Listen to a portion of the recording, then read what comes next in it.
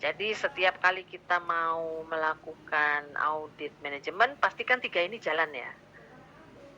Ada, sorry, bukan jalan, ada. Jadi tidak ada Anda berpikir tanpa kriteria, tanpa penyebab, tanpa efek itu Anda memberikan rekomendasi, itu nggak ada. Jadi kalau mau kasih rekomendasi harus berdasarkan ketiga-tiganya, tidak salah satu, tidak dipilih. Kenapa? Kriteria itu adalah standar atau norma atau pedoman. Oke. Penyebab ya itu adalah tindakan yang dilakukan. Apa tindakan yang dilakukan sehingga menimbulkan, nah ini tadi ya, sehingga menimbulkan itu akibat. Akibat itu adalah perbandingan antara kriteria dan penyebab. Jadi ada standar, ada tindakan. Itu namanya akibat. Oke, di dalam audit manajemen harus ketiga ini bunyi. Jadi gimana, Bu? Pastikan Anda tahu standarnya apa, atau pedomannya apa, atau normanya apa. Dari setiap aktivitas, ingat ya, dari setiap aktivitas.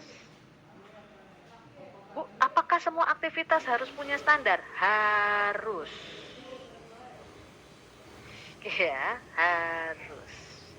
Loh, kok kayaknya kaku banget, Bu, kacamata kuda? Kalau Anda tidak mau punya standar, Anda tidak perlu melakukan audit. Kalau Anda tidak mau rapi, nggak perlu pakai standar dan nggak perlu ngaudit. Selesai kan? Nah, sekarang kalau Anda tidak melakukan audit, bagaimana Anda tahu bahwa tujuan perusahaan sudah tercapai? Bagaimana proses pengawasan? Bagaimana proses pengendalian? Jadi, kalau hidup Anda tidak teratur, bagaimana Anda mengendalikan? Bagaimana Anda mengawasi? Kan nggak bisa. Oke, makanya harus ada standar. Nah, kemudian ada tindakan. Tindakan ini idealnya, sekali saya bilang ya, idealnya harus sesuai standar. Tetapi dalam prakteknya, karena ada kebijakan, seringkali ada kebijakan yang ditetapkan tidak sesuai standar. Ini saya sering temukan pada saat audit compliance. Dan yang disalahkan siapa? Direktur. Kenapa Anda membuat kebijakan tidak sesuai standar yang Anda terapkan? Itu bisa membingungkan bagi pelaksana, bagi orang-orang di bawah Anda yang melakukan atau menjalankan operasi.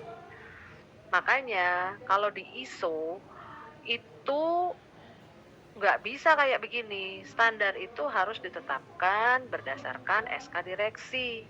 SK direksinya terbit, standarnya dibuat, standar dimatchingkan dengan kebijakan-kebijakan direksi. Nah, itu nanti ada evaluasinya. Makanya kalau ISO tuh rapi.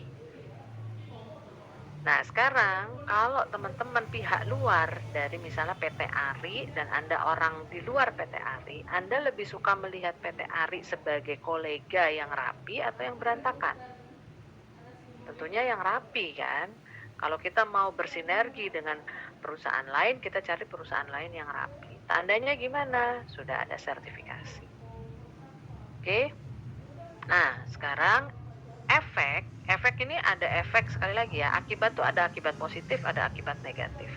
Apabila tindakan atau penyebab itu sesuai dengan kriteria, maka efeknya positif. Artinya bahwa tujuan audit kita clear nih, oh ini penyebabnya adalah atau tindakannya sudah sesuai dengan standar. Tapi kalau tidak sesuai standar, namanya efek negatif.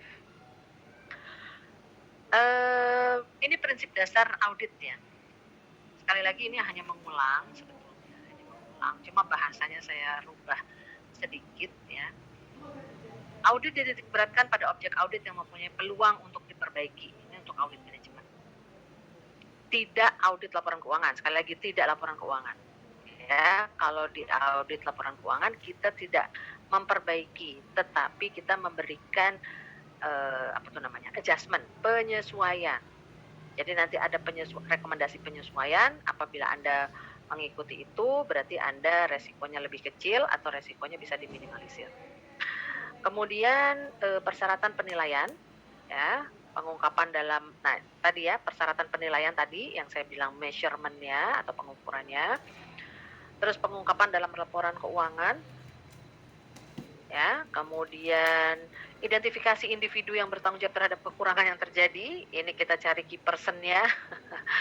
Ini paling susah ya, paling susah kenapa? Karena, kita harus pastikan bahwa sekali lagi, kadang-kadang, pimpinan itu bukan menjadi individu yang bertanggung jawab atas kekurangan, tetapi dia menjadi titik kunci, bedakan ya, titik kunci dengan yang bertanggung jawab. Karena kadang-kadang, eee, yang menjadi key person belum tentu dia bertanggung jawab gitu ya. Terus ini, penentuan tindakan terhadap petugas yang seharusnya bertanggung jawab, makanya poin, berapa nih, poin 4 dan poin 5 ini, di pihak yang boleh jadi satu pihak, boleh jadi yang beda